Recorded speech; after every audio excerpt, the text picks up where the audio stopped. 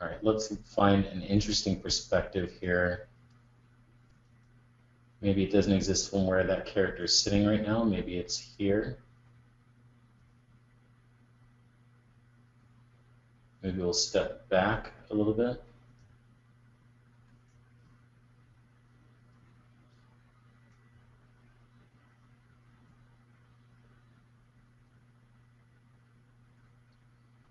View it from a little bit of distance. All right. So now I'm going to do a BPR render and hit Shift R.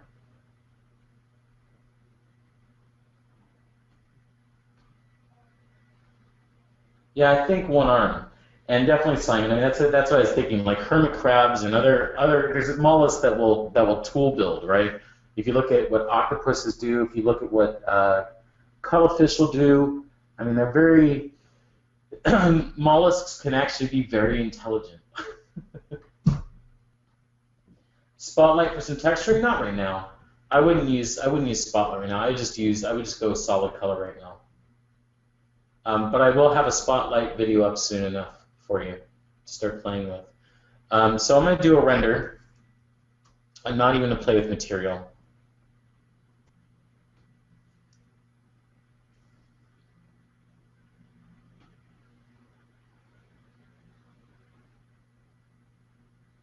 All right. Let's go ahead and adjust the lighting. So let's see. I'm going to go ahead and underlight it a little bit. Let's do a bounce light and then a backlight. Let's take the backlight, bring it up here, drop it behind the character. I'm going to make this sort of warmer. Well, let's go. Let's make this just a white light in the back here. We'll keep that. And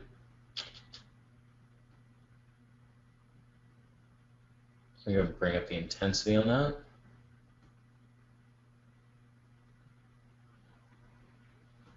Let's go for some bounce light. So let's see what would make sense. We're going to go with water. We could try blue. That's a little too saturated. Something like that. And let's make sure that our shadows are off here and on here. Let's render that out.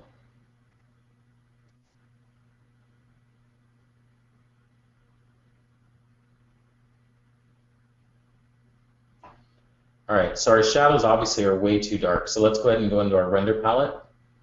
And let's take down our global shadow strength. So let's take that to 0.25.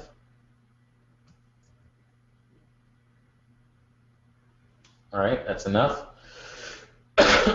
And like I said, this is really just testing things out. So we're not going to get a really beautiful render here. It's just really sort of figuring out the information. I'm going to do a fall off on the shadows. Let's go ahead and go with 1, even though normally you wouldn't. I just feel like this thing is so large that you might see a fall off on it.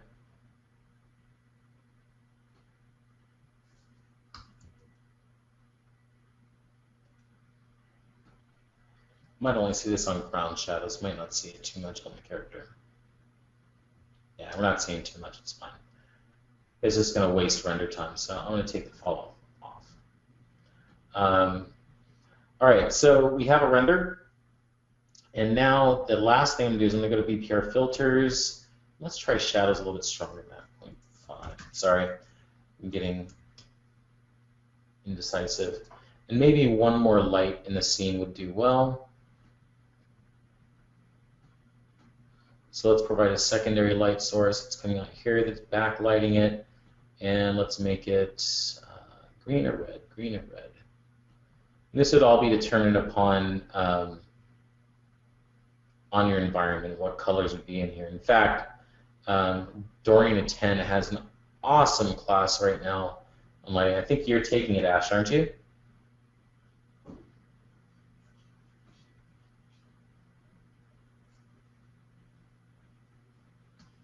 let's render that out with a little bit of green light on it and see what we get. Maybe I don't like it. Maybe it works. Maybe it doesn't work. I don't think it works. Screw it. Taking that light out. Screw that light. All right, turn it out. Let's go do another render. We then go to BPR filters. And I'm going to turn on my BPR filter. And I'm going to go from noise to fade. And then I'm going to fade by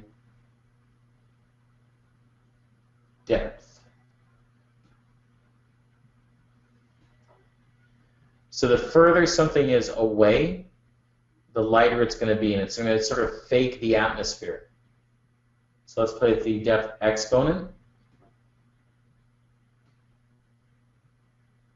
and see what that looks like, maybe in a misty environment. So this is giving me even a better push and feel for what this is going to look like in an environment to sell the scale of it, to sell the size. If this is reaching up into the sky, the top is going to be faded out. It's going to be, there's more atmosphere up there. It's going to desaturate those colors. So we want to see, before we commit to anything, what it's going to look like. Right? And this is what I would like you to do. And I would love to see you post up some of your experiments like this and share it with us and see what it looks like, so we can see the scale of your characters and see how it's going to play out. And let's, I'll give you guys your feedback for sure. And one of the best things about one of the best things about posting on the board is that you're not just going to get my feedback, but you're also going to get each other's feedback. And I suggest that you guys do give each other feedback, because you're getting, from me, one person's perspective. And no matter how much experience I might have doing something or whatever, one person's perspective. And fresh eyes on something is always super valuable. So I would post on the discussions board as much as possible so that you guys can start supporting each other. But yeah, there you go. That's it for today. So I would like to see on Monday your edited silhouettes. I'd like to see them both with color and without, and then I'd like to see your atmospheric perspective shots to judge your scale.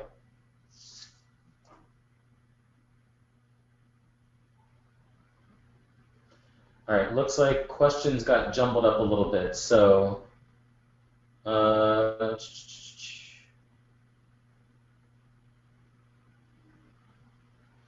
is it possible to make glowing eyes in BPR? Yes, you can. I'll show you how. So if you want to make something glowing, all right?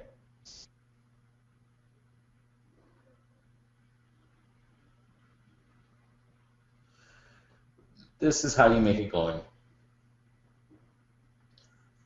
So let's make sure that everything that we have so far is filled with this base.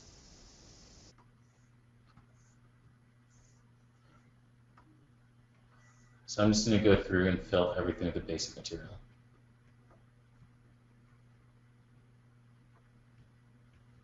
All right. So now I'm going to switch over to, let's go with basic material 2. Let's open this up. And actually, you know what? Let's copy. Actually, let's not use basic material 2. I'm going to go over to a. Let's go to a. Did we do it with a double shade or we need a tri-shade? Let's go tri-shade. All right, I'm going to turn off these other 2 shader nodes so we don't see them. And I'm going to paint this material in an area where I want a glow. So let's go to the body here, and I'm going to paint that material in here, and there, and let's also maybe do it here.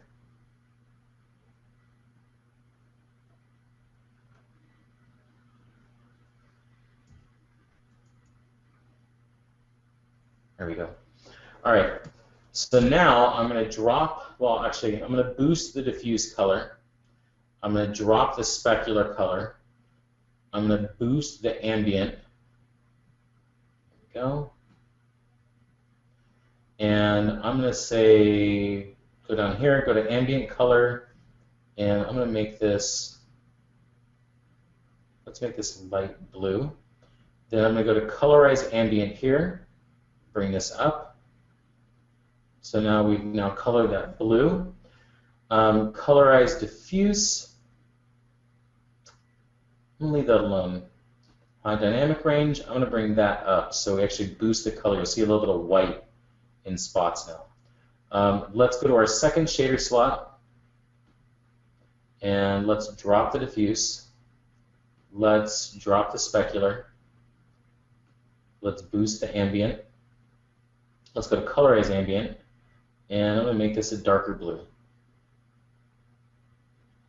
Go to colorize ambient. There we go. And let's make that an even darker blue. Go. And then let's go to the mixer and apply this by Fresnel. So it's only going to show up in the Fresnel attributes. Like when I rotate around, it'll show up on the edges.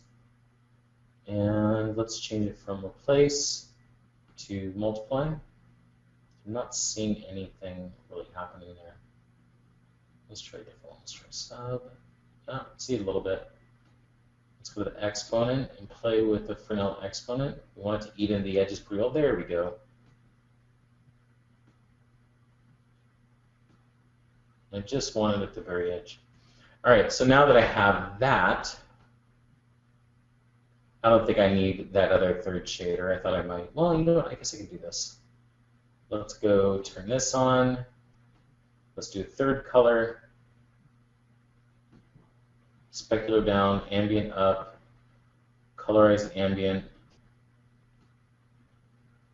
And let's go with sort of a purplish color. Let's go to high dynamic range and boost that. Mixer. Let's do negative Fresnel. Set of replace.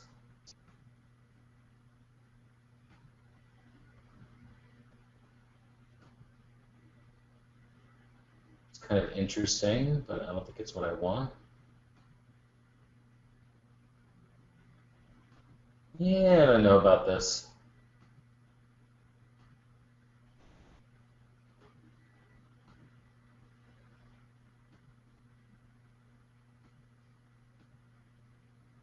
Yeah, I don't know. Whatever, I'm going to ignore that. So now let's go to our render settings.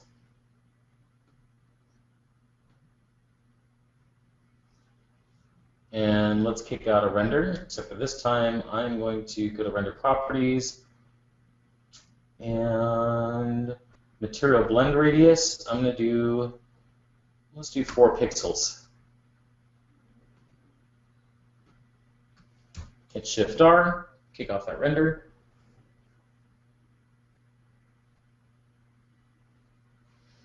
There's that. That's kind of rough, but whatever. With a higher resolution mesh, it'll look a lot better.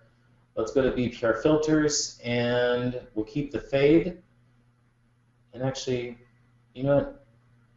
I'm going to switch this fade out. I'm going to put the fade over here. So open that up. Let's go, not colorize, fade. Where is it? Fade, fade, fade. There we are. And let's apply that by depth.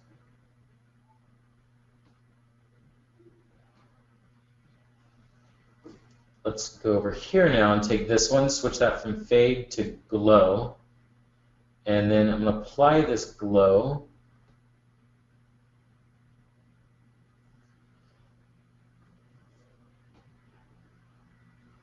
by that bluish color. Let's try that again. So whatever's in this color range is going to receive the glow effect. So I'm going to make this glow, first of all, really strong. bring up the radius. There we go. And now I'm going to apply it by color. So let's go by hue and play the hue exponent.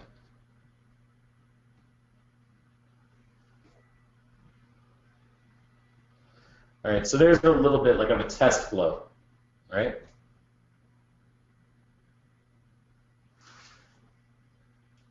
With a higher resolution mesh, that would look a lot better. But right now, it is what it is. I'm not going to invest 30 minutes right now to doing it, right? So it is possible to get like a glow preview aside from just painting it in Photoshop, right? So you can do it that way.